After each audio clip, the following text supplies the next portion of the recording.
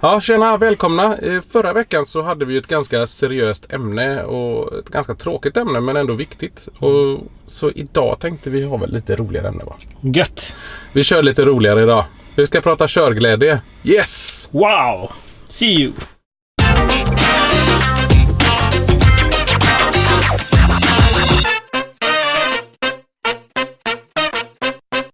Ja, men det är lite roligt just när människor får lov att provköra elbilar första gången. Eller åka med. Men ännu roligare när de får provköra.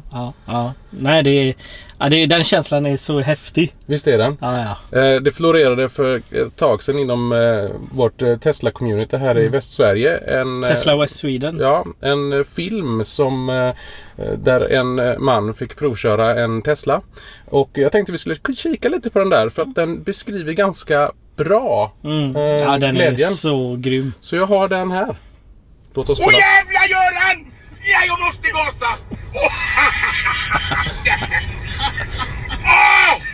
Helt Det ligger galet. som en go-kart i svängarna. Ja, släpp nu. Släpp! Släpp! Puls! Snabba av du. Jag måste ha 7 sekunder till den där framme. Släpp, inte gasa. För Inte gasa. Nej. Han provar autopiloten. Du ska inte göra något! Men nej! Ja, den är så grym. Nej! Åh nej Göran! Är du säker på detta? Är du säker på detta? Jag har kört 200 mil. Men jävlar, kör själv! Det är känsla. Det här är känsla. Det är inte klokt! Åh herregud! Åh herregud, vilken bil! Man skulle kunna tro att han är skådespelare, men han gör det på riktigt. Det Ja. här är helt... Även om det inte blir det här uttrycket på samma sätt när man låter folk provköra så blir det, jag upplever att många har svårt liksom att gå tillbaka till sin vanliga bil. Alltså det är inte det här, man behöver inte köra fort. Alltså vi pratar inte om att köra 120-150. Det räcker från 0 till 30 så får du en sån bara tryck. Ja. Och det är den här grejen är, och det var ju det som när jag provkörde en Tesla för typ 5 år sedan nu. Jag fick liksom så här och bara efter det kunde jag inte sluta tänka på Tesla. Jag var helt slut, liksom helt körd på det. Ja, men just det här, bilen beter sig som du vill. Du trycker på gasen, Ja. precis det som du vill händer. Det är inga Det är som fördröjningar. gaspedalen är väldigt synkad med motorn i ditt, alltså perfekt. Det är inte så på fossilbil, det är lite, du får liksom trycka lite mer. Ja. Så att, Och då, som sagt, som du säger, vi pratar inte om att köra våldsamt på något sätt eller fort, utan det är bara väldigt, väldigt enkelt. Bilen svarar precis på det du vill att den ska göra. ja, alltså gaspedalen, eller man kallar inte det gaspedal egentligen. Alltså den är på något sätt så perfekt. Alltså lite så rör sig bilen lite och ja, nej, den känslan är så grym. Och jag har ju kört folk också i min bil när jag köpte den och folk var ju så här wow. Ja.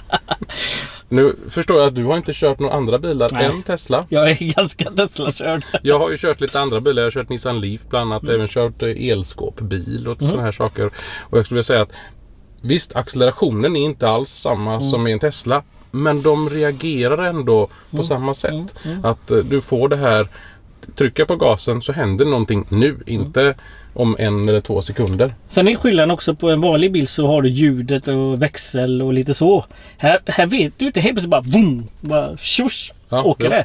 Så de som sätter sig med mig och de väntar ju bara att någonting ska komma liksom. Men det kommer ingenting, det är bara liksom gå fort. Och det är också som gör att hjärnan luras väldigt mycket. Och sen den absolut underbara väghållningen som är. Ja.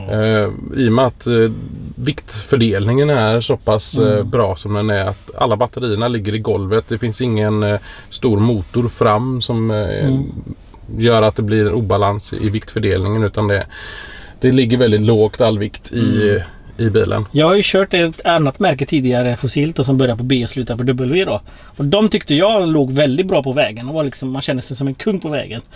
Men det här är mycket bättre. Har ni möjlighet att provköra en elbil, gör det.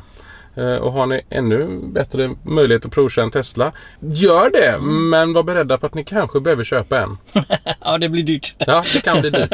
Jag vet av egen erfarenhet. Ja, just det. Jag med. Så att, men jag hade ju planer att skaffa mig liksom en Porsche eller någon rolig Merca eller BMW. Men efter jag provkörde en Tesla så var det liksom glömt allt annat. Den perfekta familjebilen helt enkelt. Förstörde min framtid liksom, drömmen. Nej, absolut. Det är elbil är det som gäller. Va? Så det är inte bara liksom Tesla, det är elbil som gäller. Och en annan sak som är ju också det här slippa växla och trycka på start och vrida nyckel och det där är borta. Och liksom varvtal och det som jag tycker är bra i vintern speciellt är att bilen blir ju väldigt snabbt varm. Det tycker jag är också väldigt positivt. Ja. Men de bilar jag haft innan det liksom har fått starta igång bilen tomgång ganska länge för att den ska liksom tina upp då. Vilket du ju oftast inte får göra heller i många kommuner. Eller så fick jag ju lägga på sån här duk på vindrutan och på sidorna där så att man slapp skrapa då. Men det slipper man ju nu. Jag har haft det i Teslan i 2 år. Det var länge sedan jag skrapade. Jag har en skrapa i bilen faktiskt. Nej, jag har faktiskt inte haft någon på 3 år nu. Ja. För även om man skulle glömma och förvärma så det går jättefort att bli av med isen på rutan eller frosten. Så det är också en väldigt fördel med elbil speciellt. Jag skulle vilja tillägga där också att det är inte bara på vintern som det är en fördel. Nej. Det är även på sommaren. Säg att man ska gå in och handla. Vad gör man då? Då säger man till klimatanläggningen att låt bilen vara 22 grader så är den lite sval och skön när jag kommer tillbaks. Och vi har ju också det här dog mode. Folk med hundar. Så att du kan lämna hundarna utan att oroa dig för att det blir för varmt i bilen.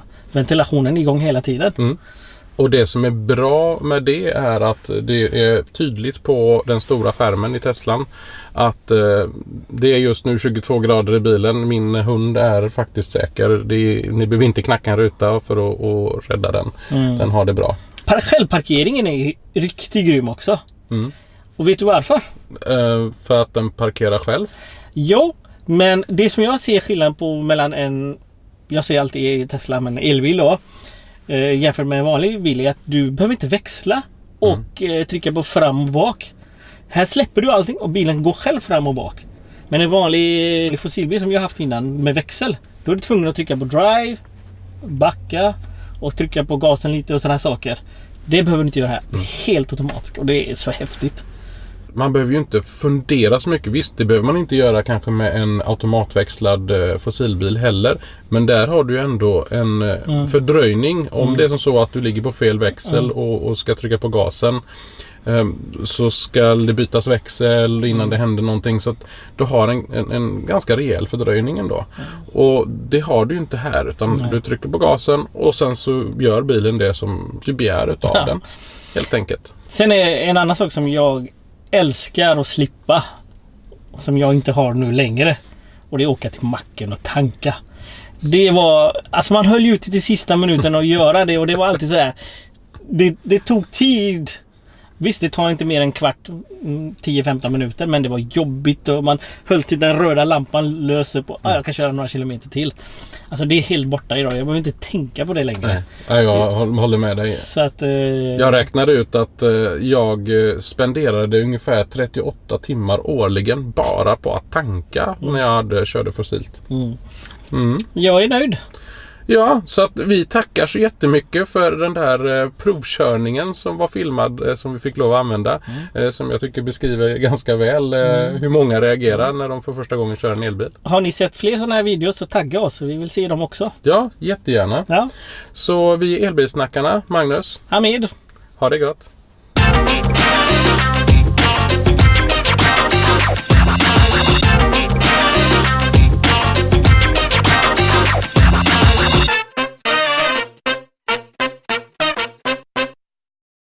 Så att absolut. Du får svara helt enkelt. Får jag svara? Ja. Okej. Låt honom Hamid.